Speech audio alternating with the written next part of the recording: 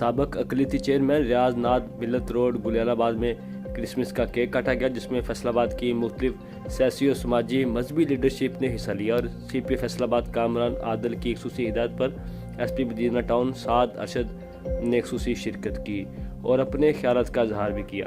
اس موقع پر مہمان خصوصی بشپ ڈاکٹر اندریاس رحمن نے اپنے خیالات کا اظہار کیا اور کہا کہ ملک پاکستان میں امن کو قائم کرنے کے لیے ایسے پروگرام کرنا خوش آئند ہے۔ ایس پی مدینہ سعد ارشد نے کہا، ہم اپنے مسیحی بھائیوں کے اس عید میں برابر کے شریک ہیں۔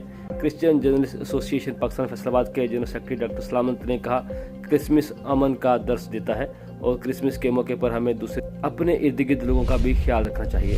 سابق ایم پی اے مار حامد رشید اور دانیال راجہ، سابق چیئرمین رانا وحید الرحمان، سماجی کارکن لالا روبن، ڈینیل بابو، بشارت یشوا بٹی، عمران بٹی، کاشف ذوالفقار، رانا عامر لسانی سرکار کے کوارڈینیٹر ناصر گل اور دیگر سیاسی و مذہبی رہنماؤں نے بھرپور طریقے سے شرکت کی۔ اس موقع پر معززین علاقہ کو چادریں اور مالائیں پہنا کر استقبال کیا گیا۔ اس موقع پر میزبان سابقہ چیئرمین ریاض ناز نے خصوصی خطاب کیا اور آنے والے تمام مہمانان گرامی کا شکر ادا کیا۔